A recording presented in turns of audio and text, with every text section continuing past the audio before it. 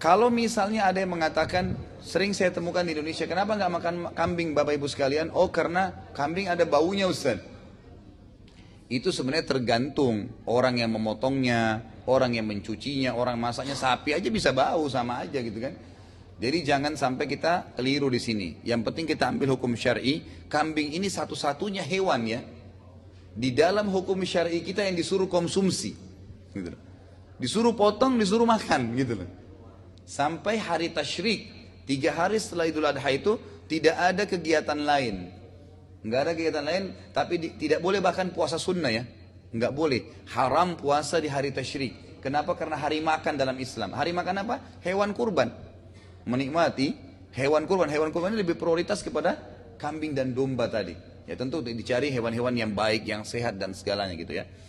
Baik. Kemudian dikatakan ternyata dalam jiwa kambing ini ada ketenangan.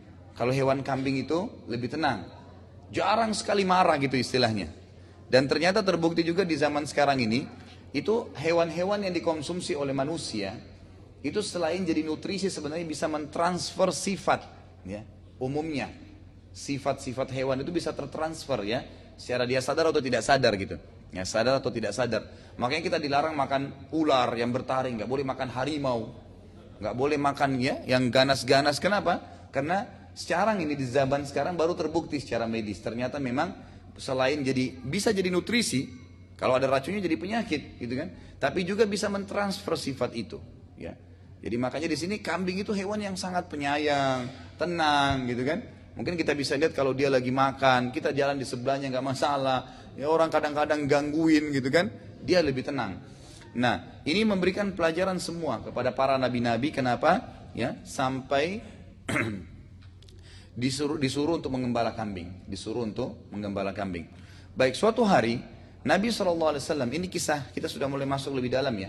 Suatu hari Nabi SAW waktu umur 12 tahun. Jadi tadi kita katakan waktu umurnya 8 tahun tinggal bersama pamannya Abu Talib. Setelah 4 tahun tinggal bersama Abu Talib, tepat umurnya 12 tahun. Setelah tinggal bersama pamannya selama 4 tahun, Abu Talib pada saat itu akan mengadakan perjalanan ke negeri Syam. Tadi di utara Jazirah Arab, Abu Talib pada saat itu ya, ingin mengadakan perjalanan perniagaan. Coba bawa barang dagangan dari Mekah ke negeri Syam gitu. Lalu yang terjadi apa? Nabi SAW waktu umur 12 tahun, tidak tahu apa sebabnya, tiba-tiba bergantung pada baju Abu Talib dan maksa untuk ikut. Dan tidak mau melepaskan ya pegangan baju kepada pamannya Abu Talib, sampai Abu Talib akhirnya membawa Nabi SAW keluar kota Mekah. Tapi ini ada hikmah ya, ada hikmah, nanti akan kita jelaskan apa hikmahnya. Saat tiba di negeri Syam, Abu Talib bersama kafilahnya sempat istirahat di depan sebuah gereja Nasrani. Dan pada saat itu ada sebuah keanehan sedikit terjadi. Apa itu? Waktu Abu Talib lagi jalan kafilahnya, ada satu pendeta yang kebetulan melihat dari luar atau dari jendela dari dalam gereja, itu ternyata setiap kafilah lewat selalu diperhatikan. Dan memang ada maksudnya dia mencari tahu ini, karena kafilah-kafilah semua dari Jazirah Arab datang. Dan pendeta ini sangat tahu kalau zaman itu zaman keluarnya Nabi. Jadi setiap kafilah dari Jazirah Arab selalu diperhatikan sama dia dari jendela gereja. Biasa saja, sampai datang kafilahnya Abu Talib ini. Dia dikagetkan ternyata kafilah itu, Bapak Ibu sekalian rahimakumullah, itu dinaungi oleh awan. Jadi kafilah ini lewat, lagi panas di padang pasir, itu tertutup dengan awan. Maka dia penasaran, pasti ada apa-apa nih. Lalu dia utus pembantunya, ya, pada saat itu gulamnya, kemudian suruh manggil kafilah itu. Suruh singgah, disuruh hidangkan makanan sebanyak mungkin agar mereka mampir di gereja pada saat itu. Maka dipanggillah, mampirlah Abu Talib dengan teman-temannya semua. Lalu pada saat itu mereka menitipkan Nabi SAW untuk menjaga barang-barang mereka. Jadi Nabi SAW disuruh jaga barang, umurnya 12 tahun, suruh duduk di situ. Waktu mereka sementara makan, pendeta ini terus perhatikan satu persatu wajahnya. Rupanya ada sesuatu yang dia ingin cari gitu. Tapi dia lihat tidak ada apa-apa, biasa saja, orang-orang ini biasa gitu. Lalu pendeta ini bertanya, apakah masih ada orang yang tidak ikut dengan kalian? Maka Abu Talib bilang, ada satu anak kecil, itu anak saya. Maka pendeta itu bilang, di mana dia? Pendeta itu tak bilang panggil. Dia bilang di mana dia? Ada di barang-barang kami di luar. Pendetanya keluar. Dipanggillah Nabi SAW masuk ke dalam gereja. Nabi SAW pun masuk. Begitu masuk, langsung pendeta ini duduk dan memperhatikan wajah Nabi SAW lalu bertanya kepadanya. Dia bilang, saya tanya kepadamu atas nama Lat dan Uzza. Apa itu Lat dan Uzza? Nama dua patung yang disembah di Mekah. Jadi orang Quraisy ini kalau sumpah pakai nama itu. Kan tidak boleh sumpah atas nama patung gitu. Waktu itu pendeta ini ingin menguji Nabi SAW. Apa yang dia bilang? Saya bersumpah atas nama Lat dan Uzza. Lalu Nabi SAW mengatakan apa? Jangan engkau sebutkan nama kedua benda tersebut karena itu sesuatu yang sangat saya benci. Jadi Nabi SAW dari memang dari kecil tidak pernah sembah berhala gitu. Lalu pendeta ini penasaran. Ditanya lagi, mana ayahmu? Nabi SAW mengatakan, ya ayah saya sudah meninggal. Ibu kamu di mana? Ibu saya sudah meninggal. Ditanyalah beberapa pertanyaan sampai akhirnya dia mengatakan, hai anak kecil, kata pendeta ini, apakah engkau mengizinkan aku untuk melihat pundakmu? Maka Nabi SAW mengatakan silahkan. Dibuka baju Nabi SAW, di pundak sebelah kanannya itu ada seperti daging yang muncul berbentuk seperti hati. Itu dikerumuni dengan bulu-bulu tebal, lebat. Semua Nabi punya itu. Itu namanya simbol kenabian. Di pundak sebelah kanan daging seperti muncul warna merah dipenuhi dengan bulu dan itu semua Nabi punya itu. Waktu pendeta ini lihat langsung dia kaget dan mencium Nabi SAW. Memegang tangan Nabi SAW lalu berkata dibawa ke tempat Abu Talib sama teman lagi makan. Ditanya, siapa anak ini? Dia ingin pancing gitu. Abu Talib bilang, ini anak saya. Kata pendeta itu, tidak mungkin anak ini punya ayah. Anak ini ya meninggal ayahnya waktu umurnya masih 6 bulan di perut ibunya. Pendeta ini tahu rinciannya bukan dari Nabi SAW. Dari kisah sebelumnya dia sudah tahu kisah Nabi yang akan keluar itu. Ayahnya meninggal waktu masih umur 6 bulan di perut ibunya. Ibunya meninggal pada saat dia umur 6 tahun. Disebutkan kisah Nabi SAW gitu. Lalu Abu Talib heran. Dari mana anda tahu? Langsung dia mengatakan anakmu ini akan menjadi Nabi nanti. Ya. Bawa pulanglah dia ke Jazirah Arab. Karena kalau orang Yahudi tahu dia keluar dari orang-orang Arab, maka pasti akan dibunuh. Karena orang Yahudi tidak mau Nabi terakhir dari turunan orang Arab. Maunya dari Bani Israel. Dan sudah pernah saya sebutkan sebenarnya sumbernya satu, Nabi Ibrahim AS. Ya. Nabi Ibrahim punya 2 orang istri, Sarah dan Hajar. Sarah punya Ishak dan Hajar punya Ismail. Nah dari Ismail inilah turun Nabi Muhammad SAW. Kan gitu. Nah dari Ishak ini ada Yakub. Yakub ini nama lainnya dia Israel. Jadi Israel itu namanya Nabi Yakub sebenarnya sekarang dipakai sama mereka. Kalau dikatakan Bani Israel berarti keturunannya Nabi Yakub. Nah, gitu. Nabi Yakub punya anak Yusuf, ya kan? Ada kemudian Musa, Daud, Sulaiman, Isa. Ini semua dikenal dengan nabi-nabi Bani Israel. Turunannya Nabi Yakub. Nah mereka berharap setelah Isa dan Musa itu keluar dari Bani Israel juga terakhir. Ternyata keluar dari turunan Nabi Ismail. Dan orang-orang Yahudi ini tidak mau masuk Islam hanya karena fanatisme buta. Kejahilan. Kalau anda tanya orang Yahudi kenapa tidak beriman? Mereka bukan mengatakan Islam tidak benar. Karena Muhammad itu keluar dari turunan Ismail. Ismail itu ibunya dulu Hajar. Hajar itu bekas budak. Fanatisme yang tidak perlu gitu. Fanatisme yang tidak perlu semuanya. Baik, intinya adalah pada saat itu Abu Talib akhirnya membawa pulang Nabi SAW buru-buru ke Mekah karena percaya dengan apa yang disampaikan oleh pendeta tersebut. Termasuk juga sebelum fase kenabian, Nabi SAW pernah dibawa oleh Abu Talib begitu balik ke Mekah. Beberapa waktu kemudian ada banyak peramal-peramal yang datang. Peramal-peramal ini umumnya semua menggunakan jin.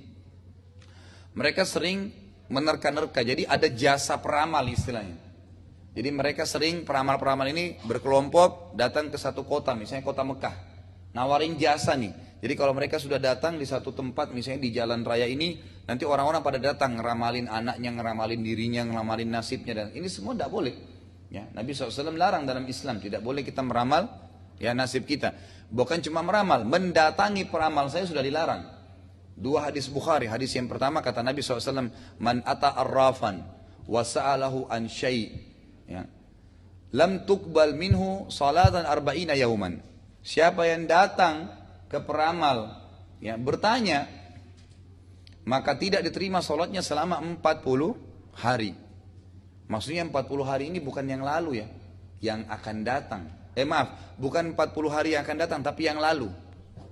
Makanya tidak usah lagi ada yang bertanya, Ustadz, kalau saya sudah pernah ke peramal, berarti saya tetap sholat gak ya? Toh sholat saya tidak diterima. Bukan yang akan datang Bapak Ibu sekalian, tapi sholat ada 40 hari yang lalu tiba-tiba hangus, hilang.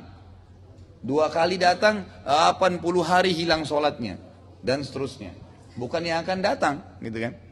Lalu kata Nabi SAW dalam hadis Bukhari yang lain, siapa yang mendatangi peramal, bertanya dan percaya. Tadi itu tidak percaya ya, cuma iseng-iseng aja nanya. Ini yang kedua, bertanya dan percaya, maka dia telah kafir terhadap apa yang diturunkan kepada Muhammad SAW. Artinya tidak boleh sama sekali ke peramal, cukup angkat tangan ke langit, berdoa kepada Allah, selesai. Itu konseptualnya.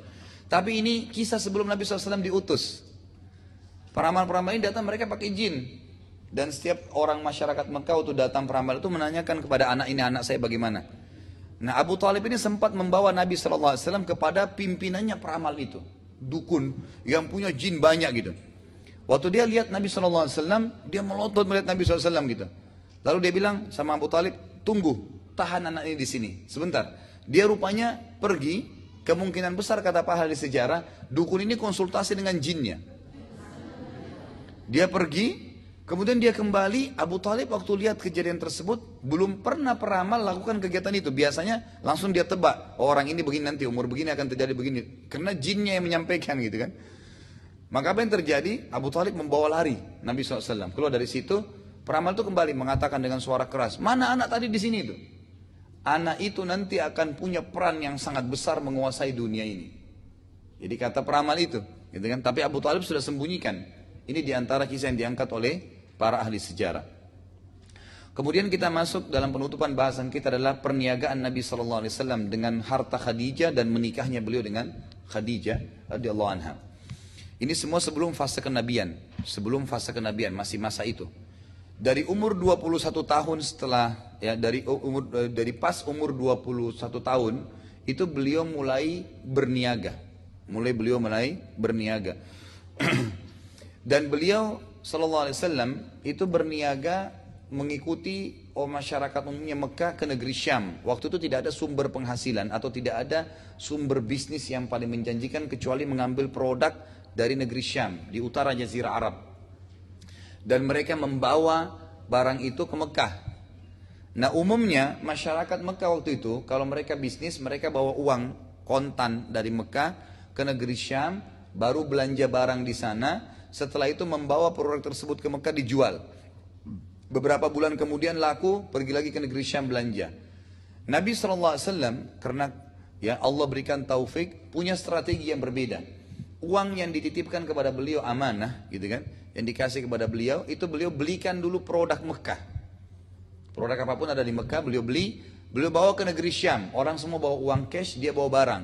Dijual di negeri Syam produk tersebut, kemudian ada untungnya. Kemudian beliau beli lagi produk dari Syam, dijual ke Mekah. Jadi double dibandingkan dengan masyarakat umumnya. Ini akhirnya membuat Nabi SAW dalam hitungan bulan saja, itu udah banyak sekali orang yang menitipkan uang kepada beliau.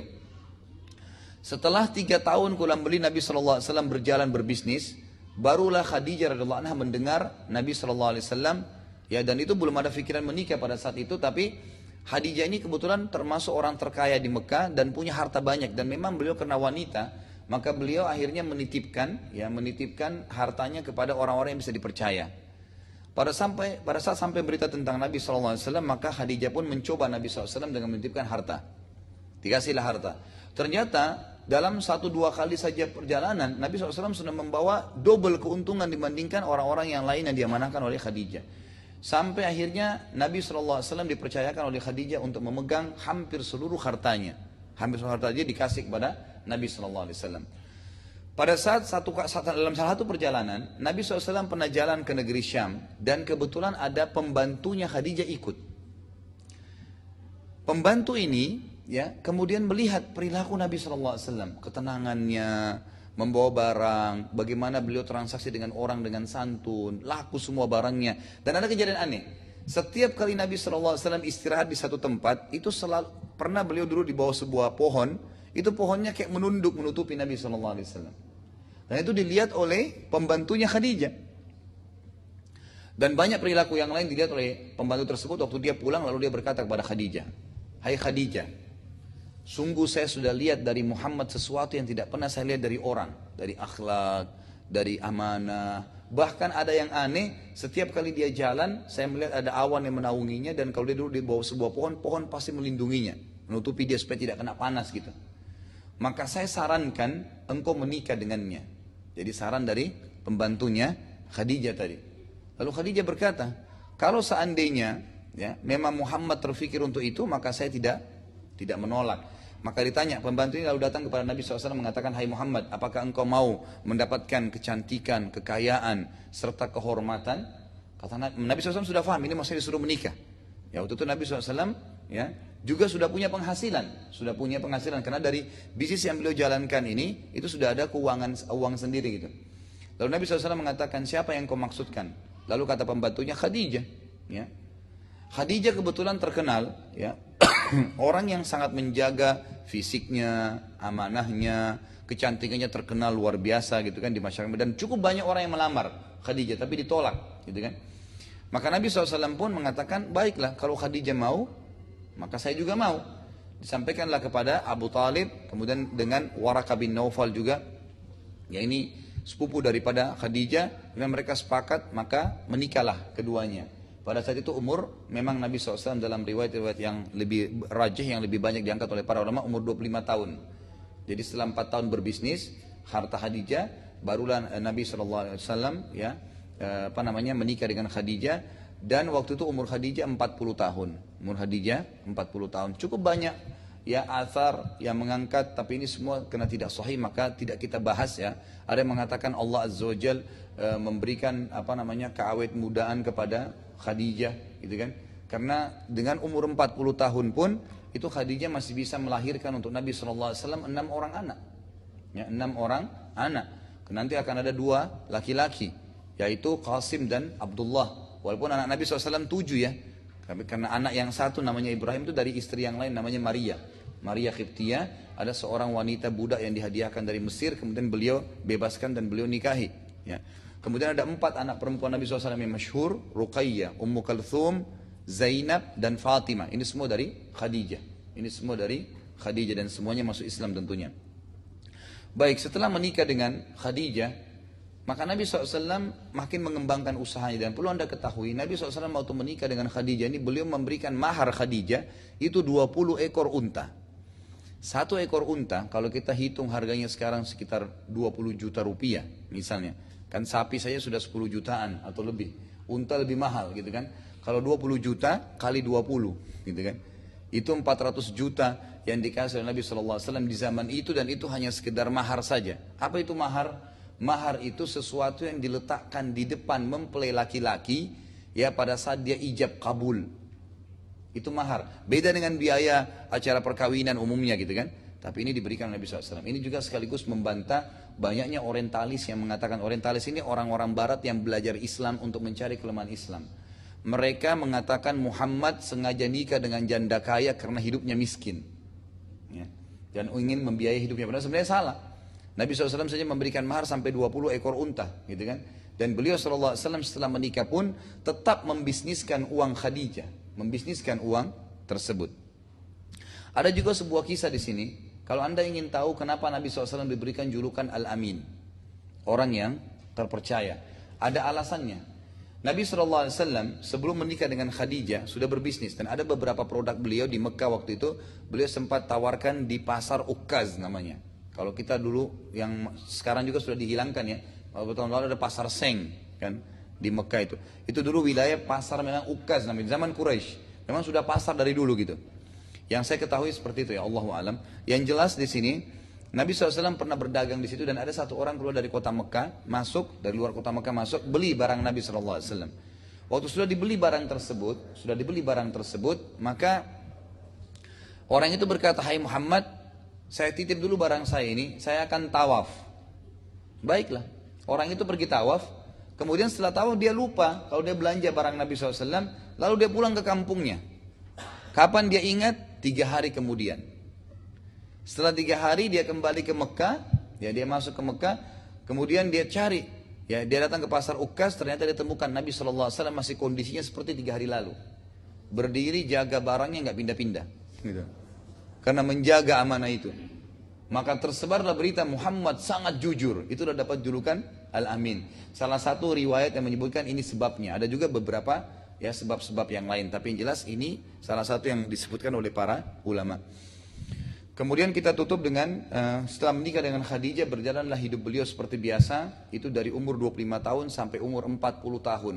Ya, nanti umur 40 tahun baru kita masuk fase kenabian. Dan sementara menikah dengan Khadijah radhiyallahu anha, hidup beliau sangat bahagia dan beliau juga mendapatkan 6 orang anak. 6 orang anak.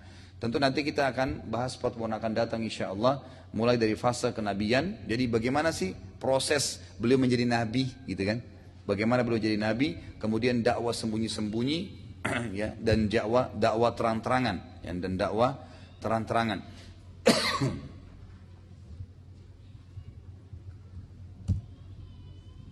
Ya. Jadi mungkin sampai sini dulu bahasan kita Bapak Ibu sekalian. Kalau ada yang mau bertanya silahkan. Iya silahkan Bu. Waalaikumsalam.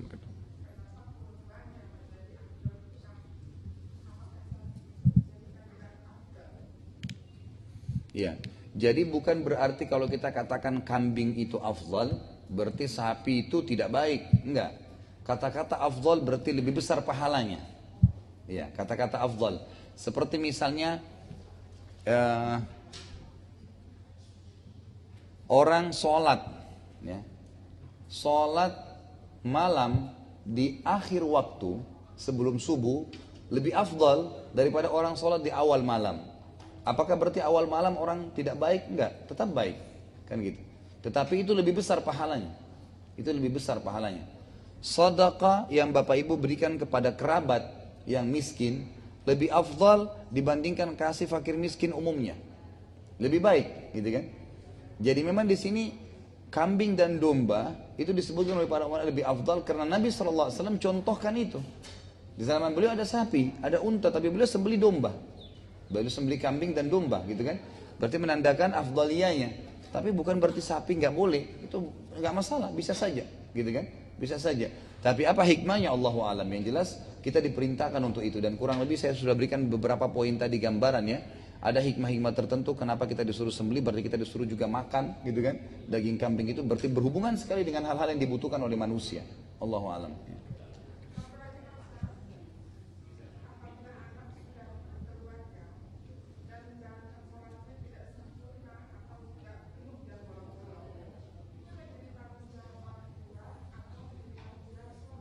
Ya, jadi masalah tanggung jawab anak, istri dari suami dan suami istri terhadap suaminya dan seterusnya, orang tua terhadap anak, anak terhadap orang tua itu sebatas ya dia menyampaikan, sebatas dia menyampaikan. Jadi misal anak kita dari kecil kita sudah didik nih, sholat itu wajib, kita tuntun, diikutkan mungkin di pengajian, ada guru mengaji dan seterusnya. Lalu ternyata setelah dia menikah dia tinggalin sholat. Apakah orang tuanya berdosa? Jawabannya tidak. Gak ada hubungannya. Karena dia sudah ingatkan, dia sudah sampaikan. Tugas kita menyampaikan. Allah Subhanahu Wa Taala menyebutkan tentang Nabi Sallallahu Alaihi Wasallam. Beliau mengatakan, Allah mengatakan dalam Al-Quran, ma'alaika illa al-balag. Ya Allah Nabi ma'alaika illa balag. Jadi tidak ada tugas Muhammad kecuali menyampaikan saja. Tugasnya menyampaikan. Jadi kita suka menyampaikan. Dan ingkar mungkar itu serta menyuruh kepada kebaikan itu yang wajib yang pertama. Misal anak kita nggak sholat, suami nggak sholat, istri nggak sholat atau siapa saja, lalu kita bertemu dan kita tahu dia tidak sholat, kita ingatkan itu sholat wajib harus dikerjain gini. Sudah sekali kita sampaikan itu udah gugur kewajibannya. Selebihnya sudah hukumnya sunnah. Ya, selebihnya sudah hukumnya sunnah. Yang penting dengan orang yang sama, gitu kan? Berarti anak, ya, suami, istri kalau mereka berbuat kesalahan atau kita sedang menyuruh mereka kepada kebaikan, maka kewajibannya yang pertama, selebihnya adalah hukumnya sunnah. Ya. Masih ada? Waalaikumsalam.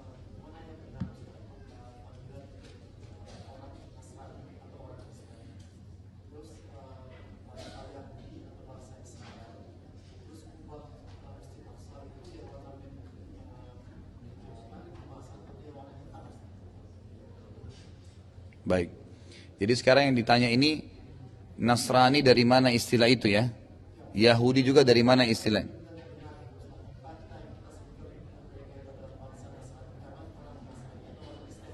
Iya. Jadi penyebutan yang benar terhadap orang Yahudi dan Nasrani, apa kita sebutkan mereka Nasrani dan Yahudi atau ada istilah lain? Jadi Al-Quran memang menyebutkan mereka Yahudi dan Nasrani. Ya. Jadi Allah SWT memang menyebutkan istilah Yahudi dan Nasrani dalam banyak ayat Al-Quran. Dan Nabi SAW juga menyebutkan mereka Yahudi dan Nasrani. Maka kalau ditanya apakah kita menyebutkan apa yang kita panggil orang Yahudi, kita katakan Yahudi, bangsa Yahudi, gitu kan? Dan sudah pernah saya sebutkan sejarahnya, dari mana kata-kata Yahudi, apa artinya Yahudi? Diambil dari kata-kata Huda, artinya taubat. Jadi makna Yahudi itu sebenarnya bagus awalnya. Itu di awal di kisahnya waktu Samiri, pengikut Nabi Musa, membuat patung emas, sapi, untuk disembah. Nabi Musa kan 40 hari hilang, tidak ada di kaumnya. Lagi pergi ke Bukit Tursina menerima wahyu, menerima Taurat, ya kan gitu. Waktu beliau kembali, beliau lihat orang sudah sembah patung, lalu ditanya, dari mana kalian sembah ini, siapa yang suruh? Mereka menunjuk Samiri, tanya Samiri kenapa kau lakukan? Dia bilang, saya cuma ikuti perasaan saya saja, gitu kan. Maka Nabi Musa alaihissalam pun marah dengan Samiri, lalu menghancurkan patung tersebut dan mengusir Samiri. Nah waktu itu Bani Israel merasa bersalah, kenapa mereka sembah berhala lagi sementara Allah sudah utus Musa alaihissalam. Maka mereka mengatakan, inna hudna ilaik, kami taubat kepadamu ya Allah. Keluarlah istilah Yahudi di situ. Diambil dari kata-kata orang-orang yang bertaubat asalnya, kan gitu. Nah setelah Nabi SAW diutus juga, beliau masih menggunakan istilah Yahudi. Sering beliau ucapkan, panggil beberapa orang Yahudi, ya. Orang Yahudi di Madinah, ada istilah-istilah seperti itu. Ya. Orang Nasrani, memang lebih baik kita memanggil mereka Nasrani, istilah Nasrani. Kalau Kristen kan itu dari bahasa Inggris ya, diterjemahkan ke bahasa Indonesia. Tapi kalau kita ikuti bahasa Al-Quran adalah Nasrani, diambil dari firman Allah SWT dalam Al-Quran memang. Ya, waktu Nabi Isa mengatakan, man ansari ilallah, siapa yang akan menjadi penolong Allah? Nasara artinya penolong sebenarnya, artinya penolong. Tapi terlepas daripada maknanya, Al-Quran menyebutkan mereka Nasrani. Semua pengikut Yahudi di muka bumi ini, ya semua pengikut Nabi Musa di muka bumi ini, sampai hari kiamat namanya Yahudi. Semua pengikut Nabi Isa sampai hari kiamat namanya Nasrani. Siapapun dia. Dan kalau digabungkan keduanya namanya ahli kitab. Namanya ahli kitab. Yang sering Allah sebutkan dalam Al-Quran, ya ahlal kitab, ya ahlal kitab. Itu adalah Yahudi dan Nasrani. Kenapa Allah banyak menyebutkan mereka? Karena mereka orang yang paling dekat untuk mendapatkan hidayah. Mereka sudah pernah turun Taurat, meyakini ada Musa, ya sudah turun Injil, meyakini ada Isa. Berarti lebih mudah untuk beriman kepada Nabi Muhammad SAW karena mereka sudah beriman sebelumnya. Beda dengan orang ateis, penyembah berhala, sulit, gitu kan? Karena mereka belum beriman kepada Nabi sebelumnya. Sudah Pak ya. Terus yang kedua tadi masalah Kuba, ya, yang mana Masjid Aqsa. Jadi Masjid Aqsa itu sebenarnya yang kubanya silver, ya, warnanya kegelap-gelapan. Jadi kalau yang kubanya warna emas itu bukan Masjid Aqsa, ya. Itu namanya Masjid Qubatus Sakhra. Itu dibangun oleh Al-Walid, salah satu khalifah muslim. Pada saat itu Palestina menjadi simbol gereja-gerejanya orang Nasrani, kekuatan Romawi waktu itu. Jadi gereja dibuat semewah mungkin. Maka Al-Walid membuat Masjid Quba Sakhra itu untuk menyaingi mereka. Tapi itu bukan Masjid Aqsa. Masjid Aqsa yang di belakangnya. Yang di belakang Masjid Qubatus Sakhra itu. Ada lagi? Waalaikumsalam warahmatullahi wabarakatuh. Ada saya pernah dengar masalah dari pernyataan Rabi itu kan yang masih berpegang dalam ajaran Taurat, Pak.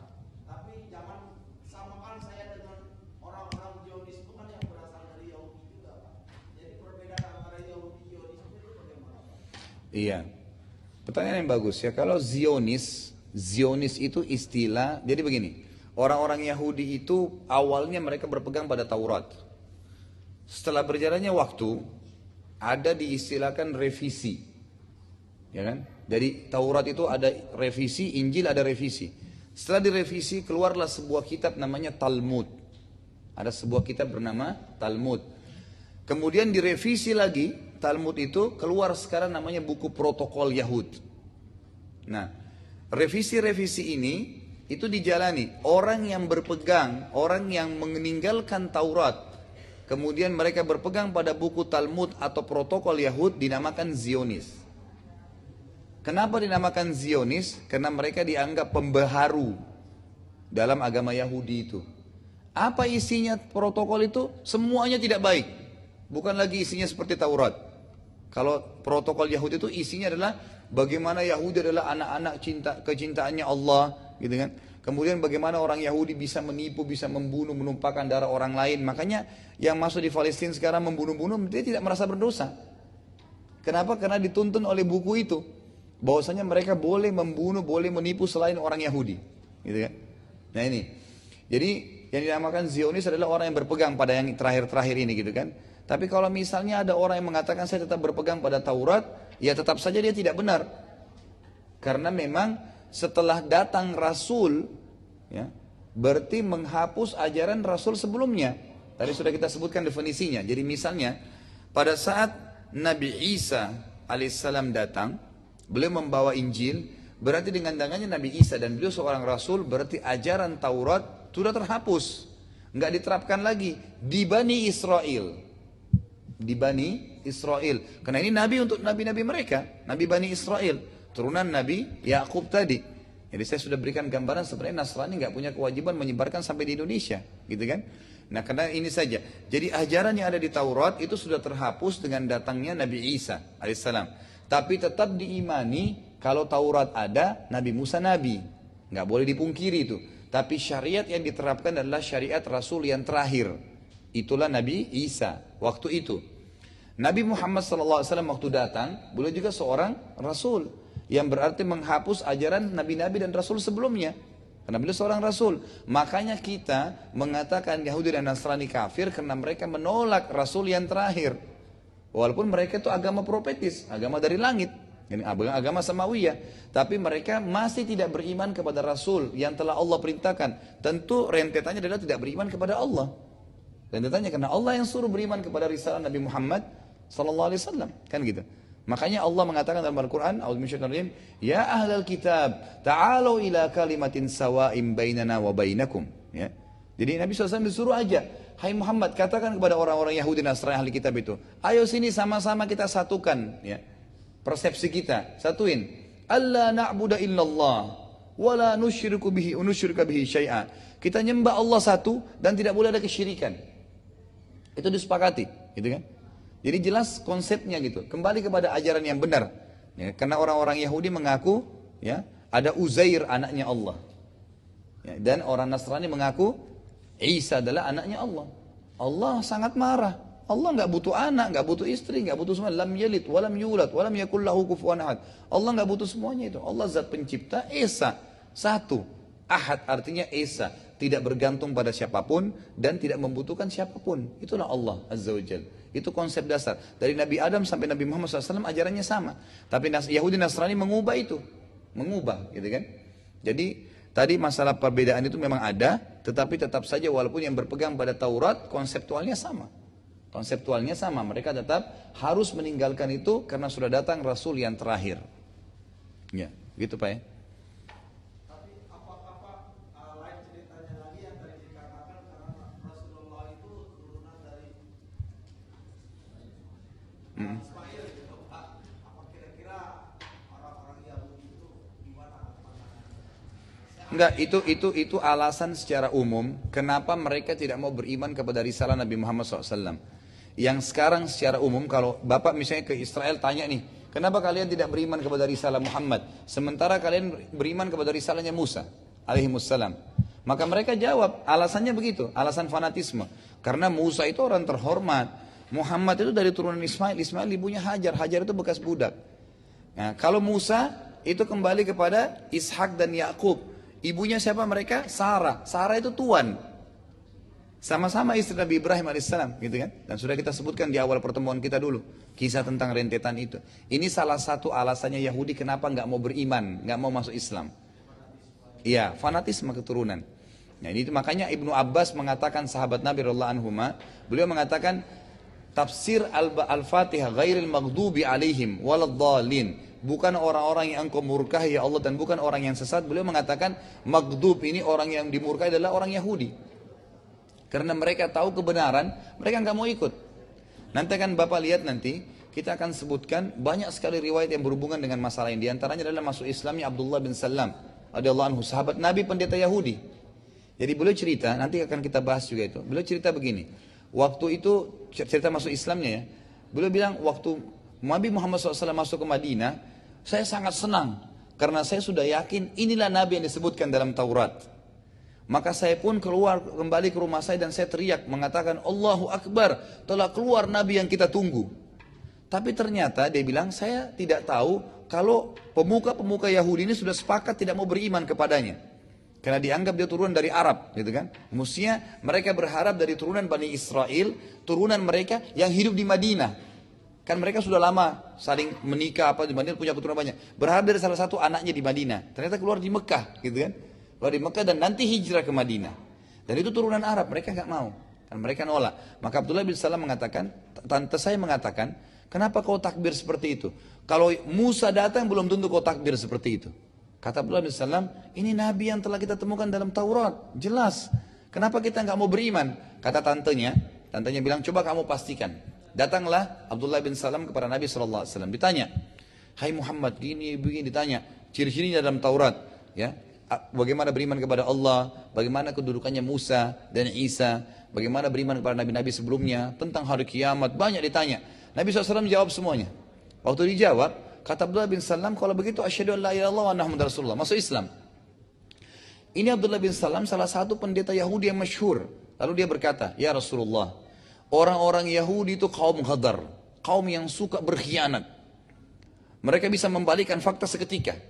Ini riwayat sahih, riwayat Bukhari, ya, hadis sahih. Lalu berkata Abdullah bin Salam, ya Rasulullah, jangan anda sampaikan tentang masuk Islamnya saya ini kepada kaum Yahudi, tapi undanglah mereka semua. Undang mereka datang, pendeta-pendetanya, kemudian tanyakan kepada mereka tentang aku. Abdullah bin Salam lalu sembunyi di belakang dia tabir masjid, dinding masjid, kemudian Nabi SAW mengundang pendeta Yahudi. Lalu bertanya, bagaimana pendapat kalian tentang Abdullah bin Salam? Mereka bilang, oh itu pendeta kami, itu ulama kami, itu pembimbing kami, gitu kan? Itu tokoh masyarakat kami gitu. Lalu Abdullah bin Salam keluar dari sembunyinya langsung mengatakan, asyhadu an la ilaha illallah wa anna Muhammad Rasulullah. Artinya tadi kalian kan ngaku saya pimpinan, ini saya sudah syahadat, ikut nggak? Gitu. Lalu apa yang terjadi? Langsung orang-orang Yahudi spontan mengatakan, dia orang paling bodoh di antara kami. Dia orang yang paling tidak mengerti. Dia orang yang mungkin disebut-sebut keburukannya gitu. Lalu akhirnya mereka pulang ke rumahnya masing-masing, dan pada saat itu mereka sangat terpukul karena Abdullah bin Salam masuk Islam. Tapi memang orang Yahudi agak sulit karena fanatisme ya. Fanatisme. Makanya Nabi SAW mengatakan kalau seandainya waktu di Madinah ya, beliau masih hidup, ada 12 orang saja Yahudi masuk Islam kepada saya, maksudnya tokoh-tokohnya, maka semua Yahudi akan masuk Islam. Tapi mereka susah sekali gitu. Jadi di Madinah semua itu cuma dihitung jari yang masuk Islam gitu kan. Jadi kurang lebih seperti itu gambarnya.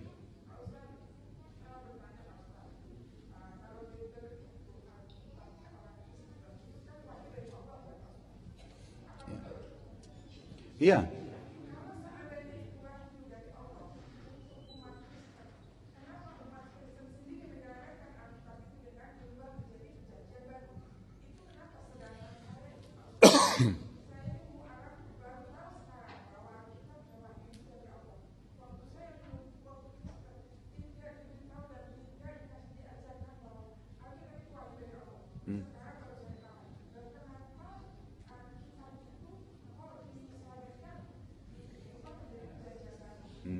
Jadi begini Bu, saya sudah paham.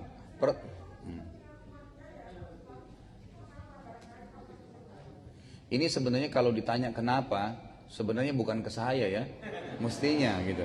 Mestinya ke pendeta Nasrani gitu kan. Tapi saya jawab begini Bu, saya jawab dengan secara hukum syar'i kita. Jadi ada rentetan sejarah historis, dan kalau memang Ibu pernah mengenal agama Nasrani pasti tahu mungkin ya, apalagi kalau pendeta atau suster itu umumnya sudah tahu semua kisahnya.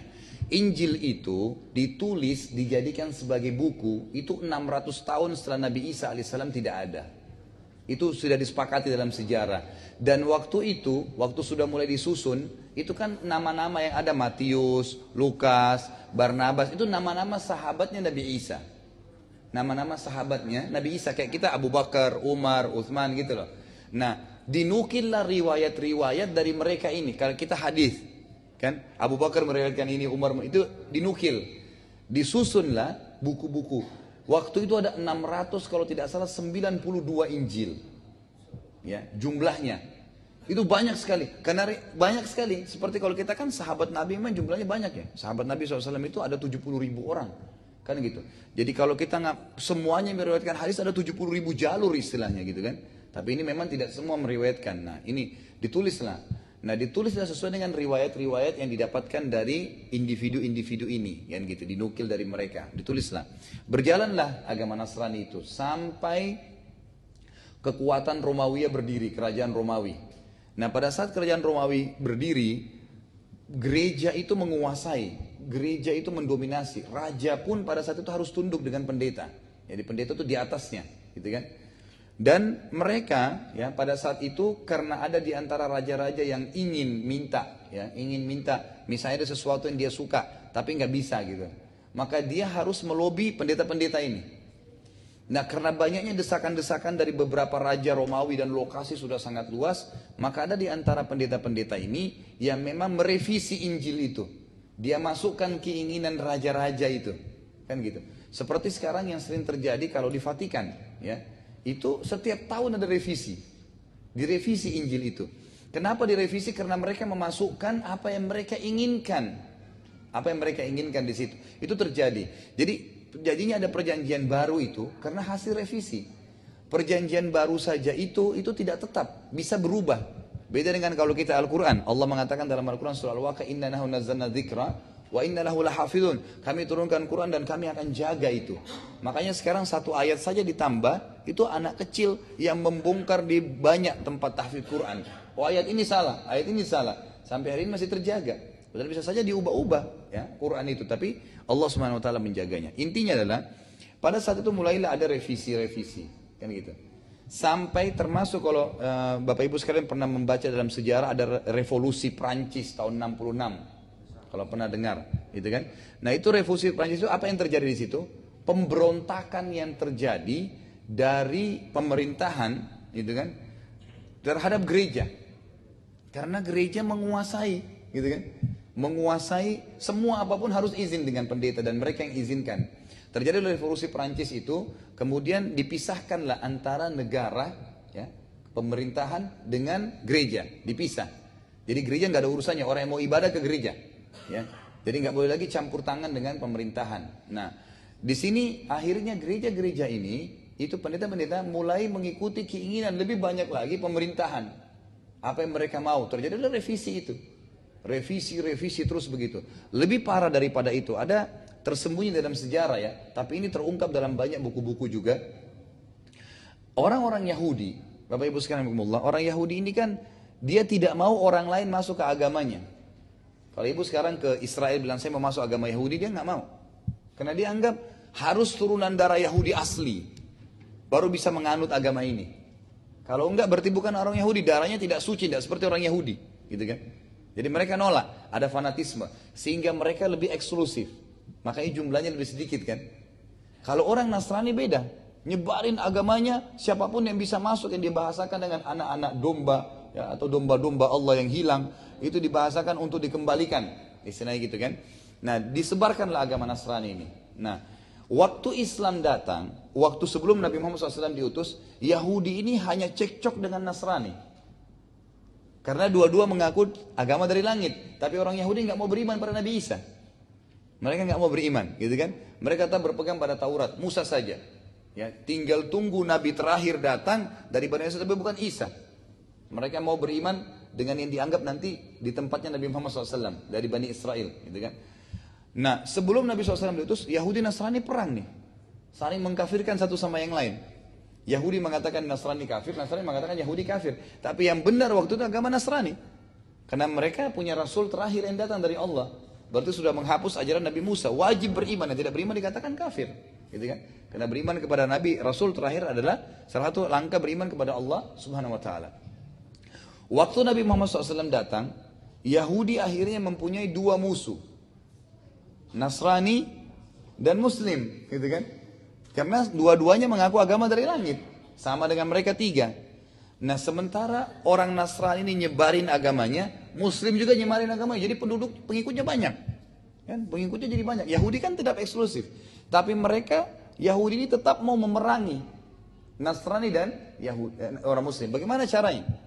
Salah satu strategi yang mereka lakukan sekarang, dan itu disebutkan dalam protokol Yahud tadi, ada hubungan rentetannya, itu protokol Yahud disebutkan. Jadi mereka sekarang hampir setiap tahun Yahudi itu mengiklankan di Amerika dan di Eropa, gitu kan?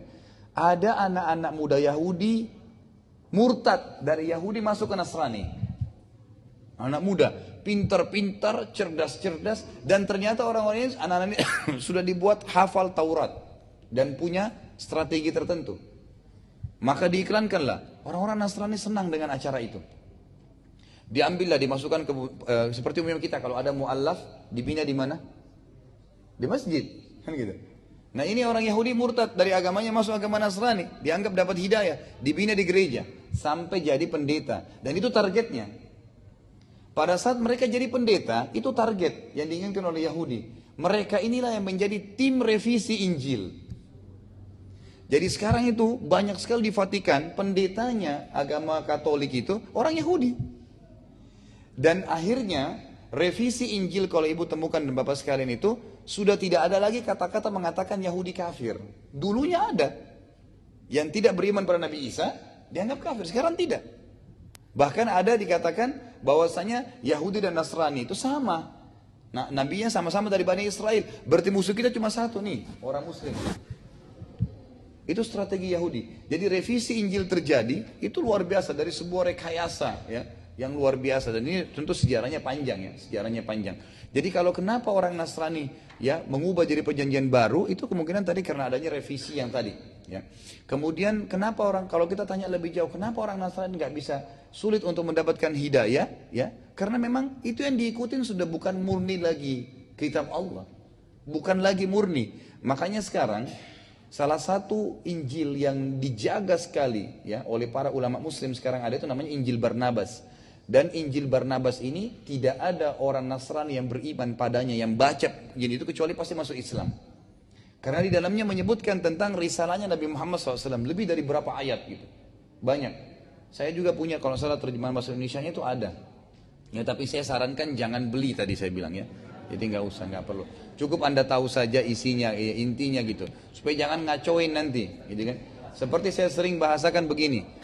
Kalau Anda sedang bertemu dengan teman-teman atau kerabat orang Nasrani, nggak usah berpikir harus menghafal Injil dulu untuk mendakwai mereka, nggak usah.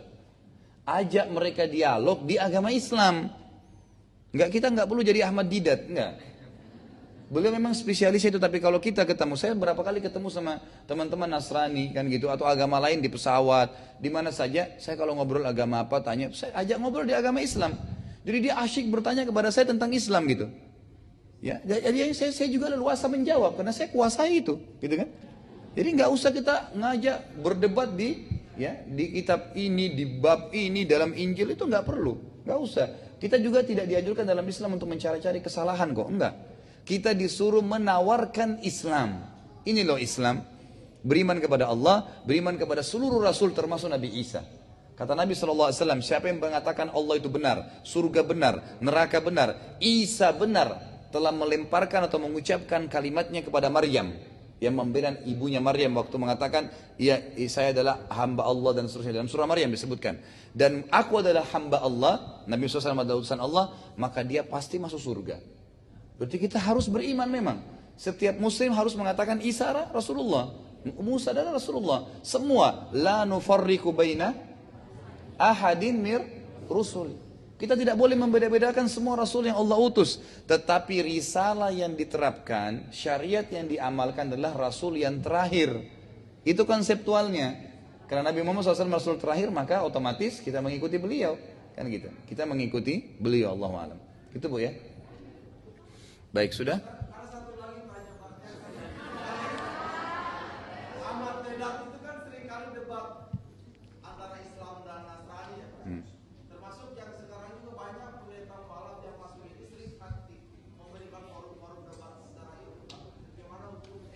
nggak masalah. Itu nggak masalah, itu sangat baik untuk mengajak mereka berdialog. Tetapi kalau saran saya, ya pribadi, dan ini yang kita temukan dari para ulama kita sebenarnya, kita kalaupun berdebat dengan orang-orang ini, kita debati mereka di agama kita. Kita mendakwakan Islam. Ya, kebanyakan kan pakar-pakar kita ini menghafal Injil, kemudian menjadikan sebagai bahan dialog. Sampai pernah ada teman dekat saya berdialog di Indonesia di sini. Lalu pendeta Nasraninya bilang begini, Anda dari tadi berkata Injil bab ini, kitab ini, ayat ini dari tadi, tapi Anda sendiri nggak mengimani Injil itu. Bingung dia menjawabnya, gitu kan? Untuk apa menggunakan Injil sebagai hujjah? Nggak usah. Allah mengatakan dalam kitab kami Al-Quran begini, Allah mengatakan seperti ini, Allah mengatakan seperti ini. Kita bahas. Jadi dialoglah di agama kita gitu. Ya, banyak sekali subhanallah yang saya temui, bahkan tidak jarang di antara mereka bersyahadat itu karena kita ajak saja dan menjelaskan masalah Islam. Dan subhanallah Bapak Ibu sekalian, jangan pernah berpikir hidayah itu susah bagi mereka, tidak.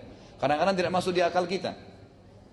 Mungkin dengan satu kalimat berapa banyak orang Nasrani pendetanya masuk Islam karena kata-kata lam yalid walam yulad, lam yalid walam yulad, gitu kan? Ada kisah begini, saya tutup dengan ini. Di Surabaya kemarin ada teman dekat saya. Itu kemudian dia dialog sama satu orang pendeta gitu.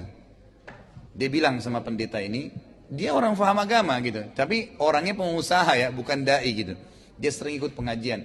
Lalu dia cerita dengan saya, dia bilang saya ketemu dengan satu orang pendeta, lalu saya bilang, ini Pak Pendeta sebenarnya saya ini, dia bilang, saya ini masih bingung dengan agama Islam, gitu kan? Saya bingung.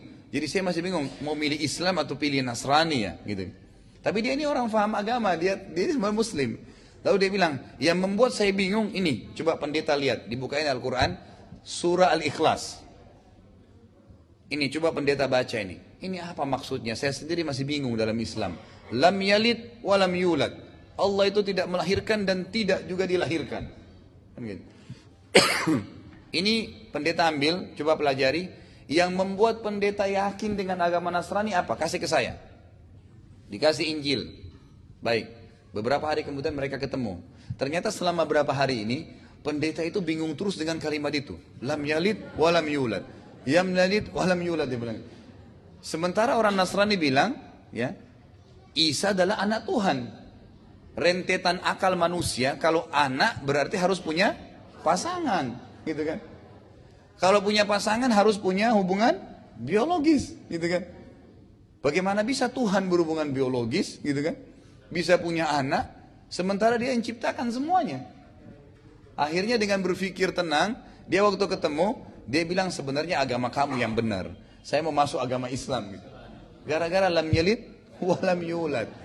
Ada juga satu ibu pernah masuk Islam di tangan saya ucapkan syahadat waktu itu, di kota Makassar ya. Kebetulan dia kenal dengan istri saya. Kemudian dia datang, saya tanya, Bu, kenapa ibu masuk Islam? Dia bilang dekat rumah saya itu waktu Ramadan, saya sering kali dengar orang sholat gitu. Jadi azan, itu kalau dengar azan saya rasa tenang gitu ya. Terus kemudian kalau azan itu tidak ada, malah saya tidak tenang. Saya malah gelisah lagi. Maka saya coba untuk mendekatkan diri, menanyakan tentang Islam, baru saya masuk Islam. Mungkin kalau kita yang sudah tiap hari dengar azan orang Islam, biasa saja. Kan gitu. Jadi Allah memberikan hidayah kepada orang kadang-kadang dengan hal yang sepele sekali. Teman saya juga, guru saya di Mekah pernah, dia bilang teman saya di kampus di Syria masuk Islam karena saya ucapkan satu kalimat sebelum masuk kelas. Di kampus waktu lagi kuliah. Ini Syekh Muhammad Jamil Zainu, seorang ulama besar di Mekah gitu. Semoga Allah sembuhkan ya, beliau lagi sakit. Itu beliau pernah bilang waktu itu, beliau tulis buku judulnya Kaifah Tadaitu, bagaimana saya bisa dapat hidayah. Semua cerita tentang orang non-muslim bagaimana masuk Islam. Kisah-kisahnya menarik sekali gitu. Di antaranya dia bilang teman saya, waktu sebelum masuk kampus, masuk kelas, lalu saya pegang dia. Orang Nasrani saya tahu dia orang sangat patuh. Orang yang berpegang pada Injil gitu. Lalu saya bilang, hai saudaraku, bagaimana pendapatmu kalau saya bilang, dalam bahasa Arab ya, orang Syria bahasa Arab kan. Asyhadu an la ilaha illallah wa anna Isa Rasulullah wa anna Muhammad Rasulullah. Bagaimana pendapatmu kalau saya bersaksi tidak Tuhan yang berhak disembah kecuali Allah, Isa benar utusan Allah, Muhammad utusan Allah. Apa kata orang Nasrani itu?